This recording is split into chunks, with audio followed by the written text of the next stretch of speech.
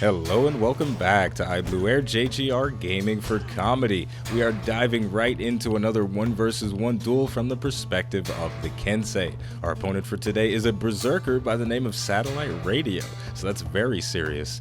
So, we got an interesting matchup here today. The Berserker is a very aggressive, in-your-face, close-range fighter. Meanwhile, the Kensei does have the ability to keep people at bay with these long-range attacks. That sword, how long is that? 10 feet long? I don't know. But either way, we're going to be swinging it, trying to keep the Berserker from getting close where he wants to be. So we're already trying to feel out the distance a little bit, just sending some whiffed attacks, making him a little bit uncomfortable about advancing. But now I think the connections have started. We're throwing out that unblockable attack. We did feint it, and we could have gone for a parry, but I don't think I was feeling confident. We're going for another feint, and that one is going to connect, and then we're going to land a parry, going for some attacks and feinting. Once again, we are showing all the cards from round number 1. This is interesting. Normally when I play the Kensei, I like to dish out slowly but surely, getting to the final form gradually, but now we're going all out from the very beginning. Now, this may prove to be detrimental because my opponent, at this point, he knows what the deal is. He knows I like to go for those feints, and he knows I have an aggressive playstyle at the moment. But the thing is, the Berserker can be a lot more aggressive than the Kensei. He's throwing out that attack, but I'm going to dodge it very swiftly. But now, here we are starting to see the relentless assault the Berserker can do. If he didn't go for a feint there, I would have been in trouble because those axes, once they start coming, they keep coming, and they are relentless. And, you know, regardless of what skill level you're at, there's something intimidating about a guy with a masquerade mask and 2 axes coming for you. And we're both going to use uninterruptible attacks there, but his is going to do much more damage than mine, so that trade was definitely not something I wanted to do there. It's going to be very difficult to try and trade blows with the Berserker because his uninterruptible attacks do a tremendous amount of damage, and at this point, I am on the ropes. We're both at a very low health, but my opponent is being the aggressor here, and he is going to finish me off very swiftly. I may have tried to go for a parry there, but it was unsuccessful. Yeah, man, you don't know if this guy's trying to go to a masquerade ball or if he's trying to cut your damn head off. And from the looks of things, this guy's trying to cut my damn head off. So we're going to have to be very careful about how we go for this.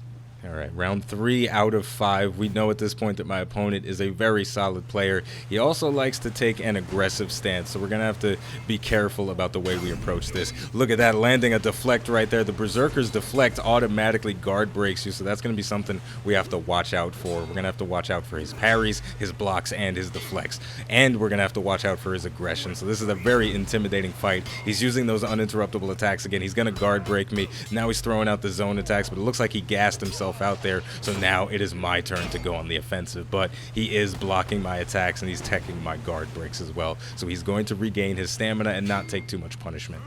And now he's throwing out more aggressive attacks, but this time he's going to get parried and get a little bit of punishment. I'm not doing too much feinting this time, I'm just letting the attacks fly through. He is going to dodge my attacks and then go on that relentless assault. The Berserker, it's a terrifying class to fight. I mean, when they start getting momentum, it can be very difficult to stop. I'm going to walk straight into a guard break. He's going to try and catch me off guard with that zone attack, trying to throw out the unblockable. I've stopped feinting for some reason. Maybe I'm trying to throw him off because in the first round I went all feints. Now I'm going no feints, and he's going to throw out his revenge, but it doesn't look like he's going to capitalize on it. I think he may be waiting for it to wear off. We're going to wait and see what happens here.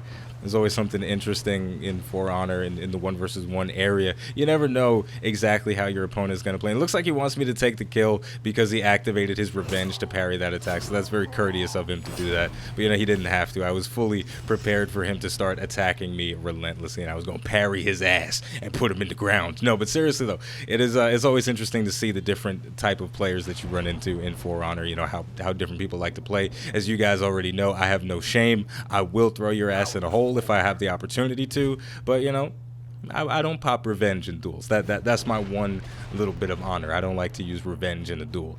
So we are at round 4 out of 5. The score is 2-1. If I win this one, I win the whole thing. We're going to see, though, if that little situation with the revenge is going to reduce my opponent's aggression at all, if that's going to change the momentum, but it doesn't look like that is going to be the case. He is going to gas himself out. He's going to get parried, knocked down, and then take that unblockable attack. His aggression definitely did not play out the way he wanted it to in that situation. He is at a very low health at the moment. He's in the danger zone, but the interesting thing about being in that danger zone, man, you go into survival mode. Everything is about trying to survive. You don't want to make any mistakes when you're at this low percentage of health. So that is just as dangerous for me as it is for him at the moment. I threw out a feint there, and he did try to parry it, but he was a little bit too far away, so nothing's really going to come of it. He's throwing out more attacks. At this point, really, all I need is one parry, one guard break, and he's done for. But it's really just a matter of getting it while he's in this survival mode. Going to throw out the feint, but it is not going to connect. I did land the parry, but he was too far away for the guard break. He's going to guard break me in return,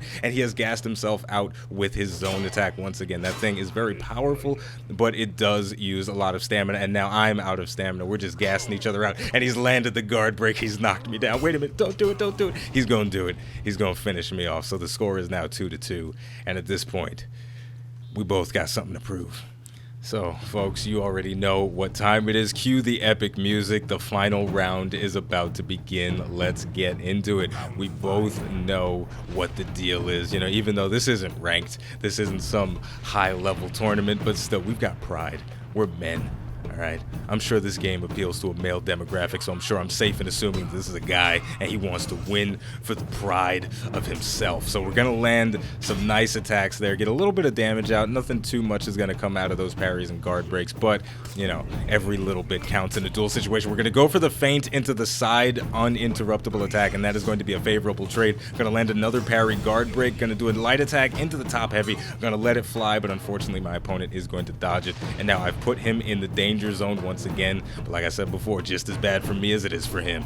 And we're gonna throw out that uninterruptible zone attack. The zone attack for the Kensei, it throws a lot of people off, and we're actually gonna take the victory with a nice swift sidestep. So that was really intense. Wow, that was a quick one for the final round. That's what she said. No, seriously though, that was exciting. I definitely enjoy playing the Kensei. He's a very fun class, but we're going to see a lot of other classes here in the near future. Been playing a lot of For Honor, been playing a lot of all the, well, not all the classes, but most of them. I've been trying to dip my toes in the water of everything, get everything up to Reputation 1, you know, just see what it's like. See what it's like. So expect more duels in the future from other classes. We got more Valkyrie coming in the future. We got Lawbringer, we got Conqueror, we got Peacekeeper. We got a lot of stuff. So as always, the name of the game is For Honor. The name of the channel is iBluairJgR Gaming for Comedy. Thank you for watching, and I'll see you next time.